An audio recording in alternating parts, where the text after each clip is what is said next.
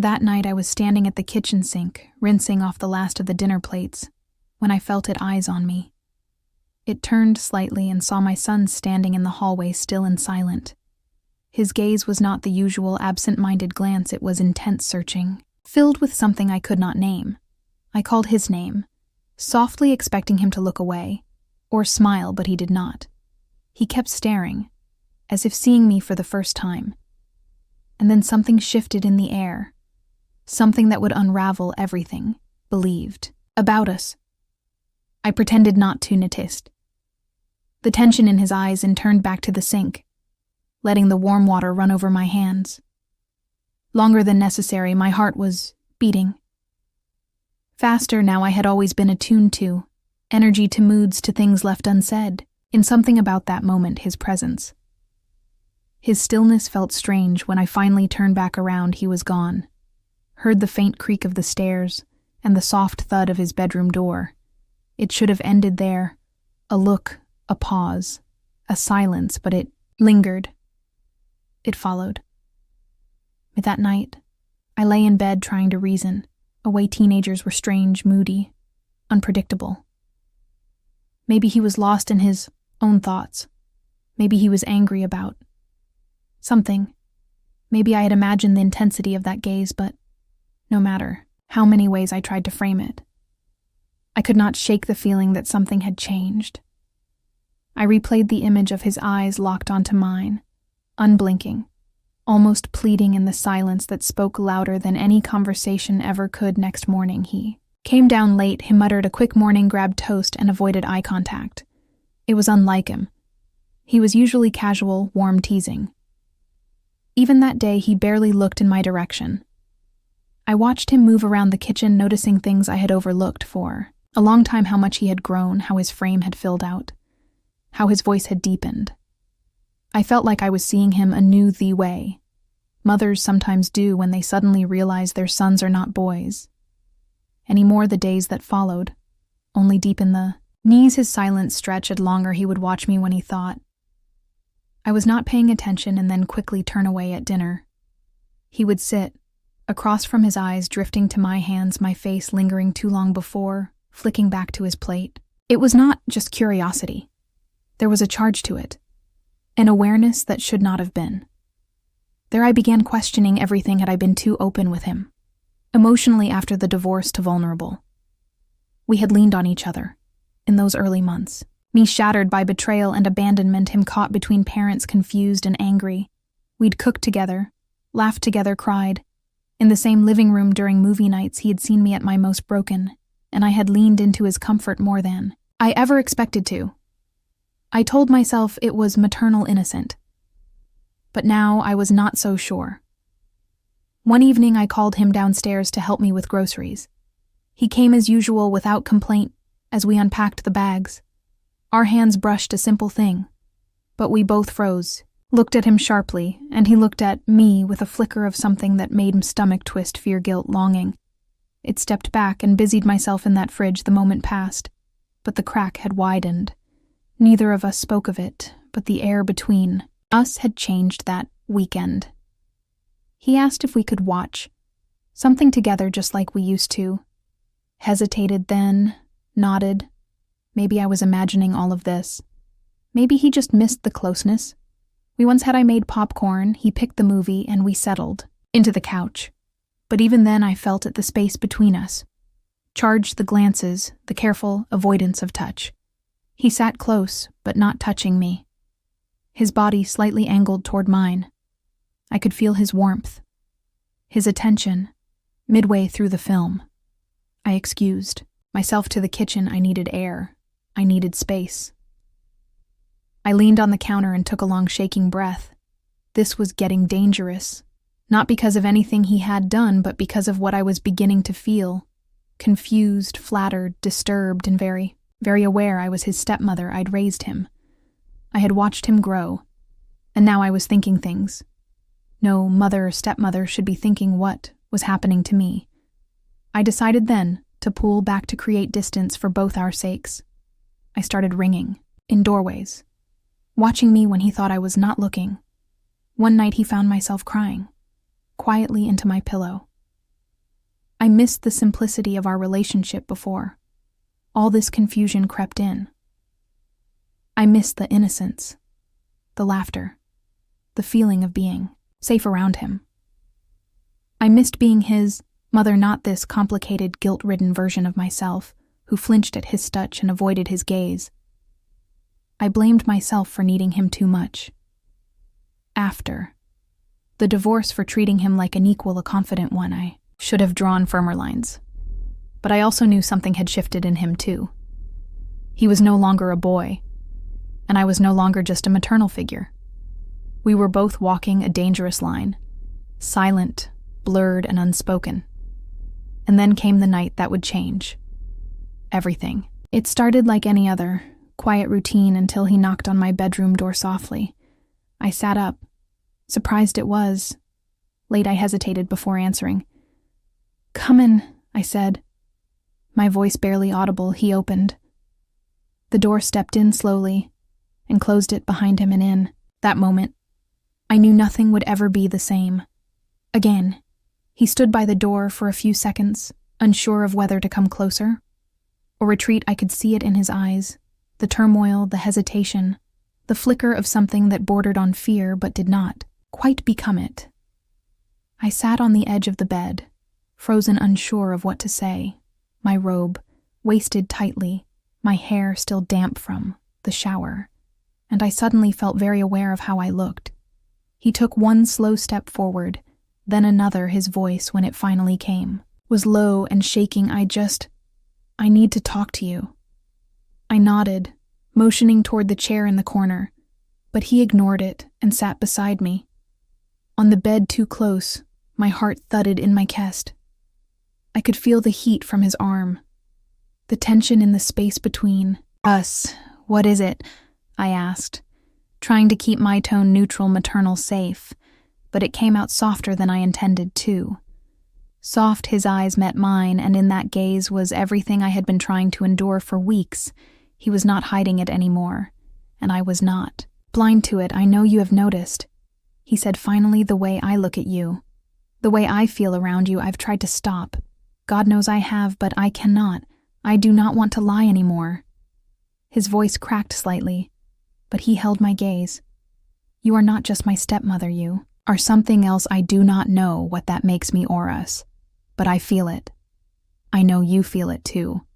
I felt the breath leave my lungs like I'd been punched.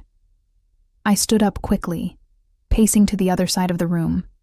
"You do not know what you are saying," whispered. "You are confused. We have been close, too closely let that happen, and it should not have, but this. What you are feeling, it is not real. It is just misplaced emotion. You're lonely. So am I, but..." This is not the way he stood too, but did not move toward me though. "You really believe that?" he asked, "because I see the way you look at me. I hear it in your silence. You are scared." "So am I, but that does not make it any less real." There was no anger in his voice, only sadness and certainty. "I am not asking you for anything. I just needed to say it to Beast for once."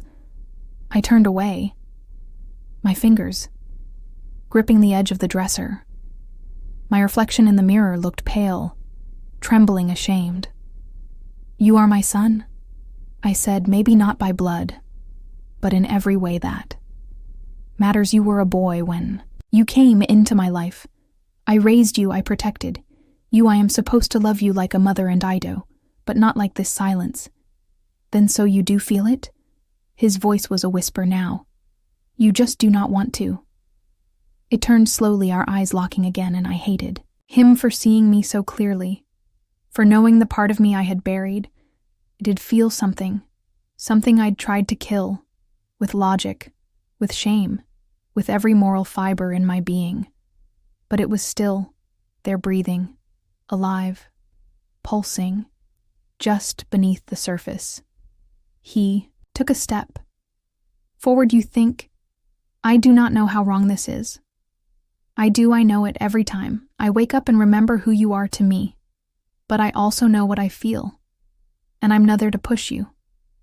I just need you to know that I see you not as someone broken, notice, someone used up by what your ex did.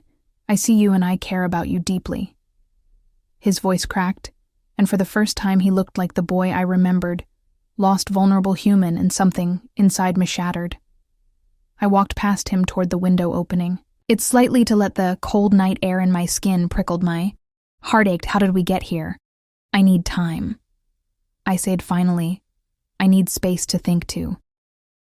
Feel this all the way through because right now I do not know who I am or who where. He nodded, tears welling in his eyes but not falling. I will wait, he whispered. Even if it is forever, he left the room, quietly closing the door behind him.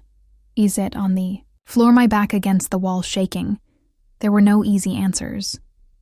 No clear lines anymore, just the raw truth of what had been said and what had not, and the echo of it in every beat of my heart. The days that followed were fragile, tender, cautious. We barely spoke except in passing. The tension had turned into something softer, respectful, distance maybe even mourning for a line that could not be uncrossed. But I noticed the shift in myself, how I was no longer hiding from the truth of what I felt, but sitting with it, examining it, questioning where it came from and what it meant. Then, one evening, he left a note on the kitchen table. No pressure, just a few simple liens. Understand I love you in whatever way I am allowed to. Thank you for not shutting me out, and I cried reading it.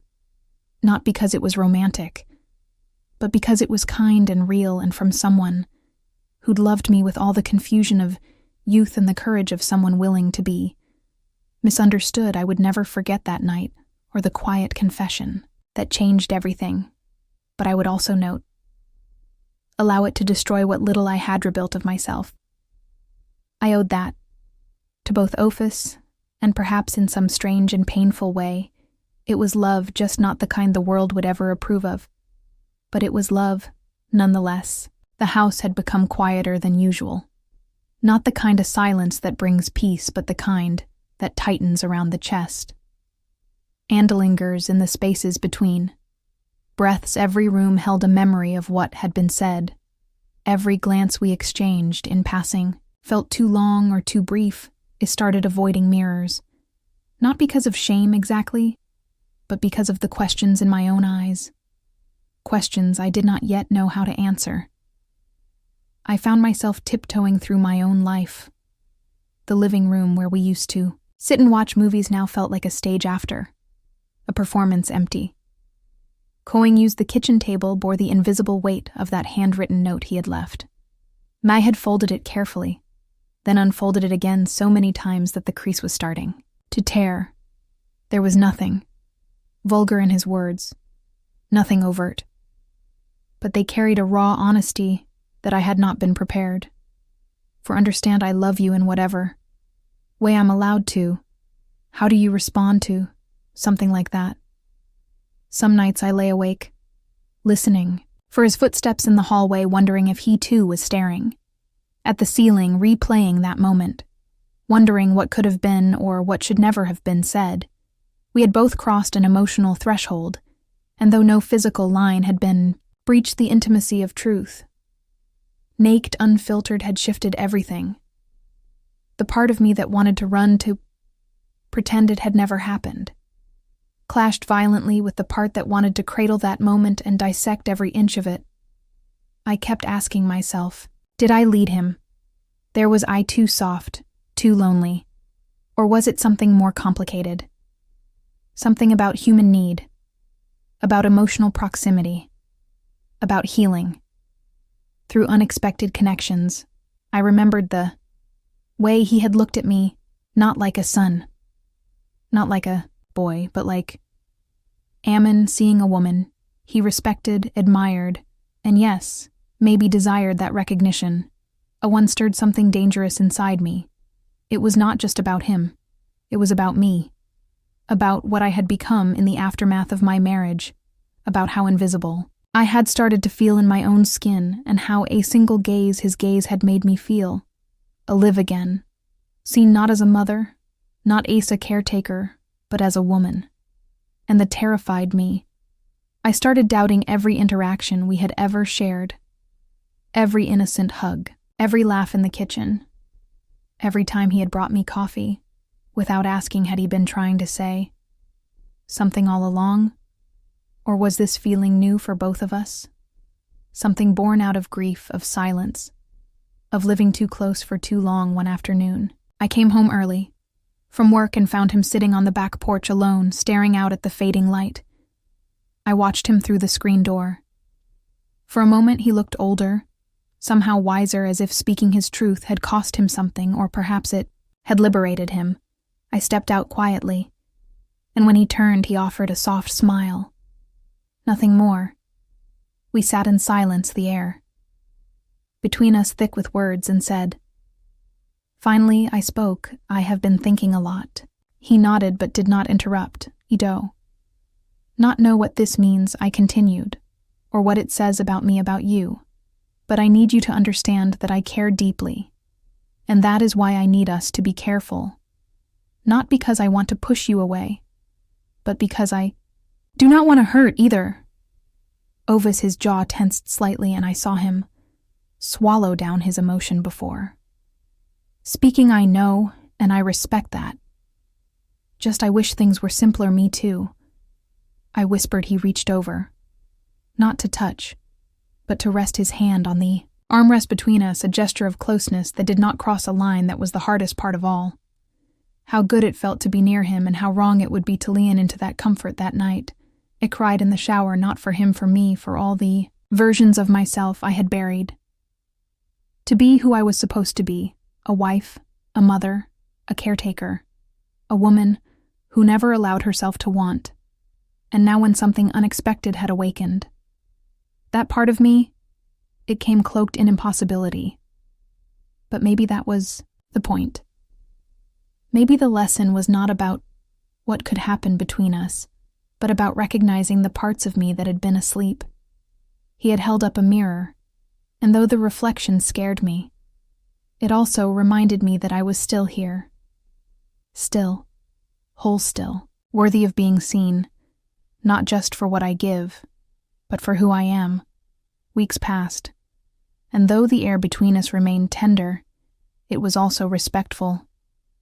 We did not speak about that night again, not because we were afraid, but because we both understood what it meant. That moment had not been about crossing a boundary.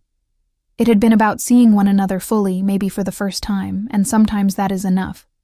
He began spending more time out of the house, reconnecting with friends, applying for jobs, focusing on his future as supported him quietly, proudly. I noticed the way Hes moved more easily now, the way his shoulders carried less weight. As for me, I started taking small steps back toward myself. I enrolled in a pottery class. I joined a book club. I sat in cafes with no purpose other than to feel sunlight on my face and remind myself I was still becoming, still allowed to grow. Evening, he came home with a small potted plant. He placed it on the kitchen window sill and said, "It is for you something new." He smiled not at the plant, but at the gesture. It was simple, pure, and filled with everything we had, chosen to preserve love, care, and a boundary held with grace. We never needed to define what had passed between us. Some things are better left in the quiet space where two hearts once met and decided silently to let love exist without needing more from it. And in that choice we found our healing together. But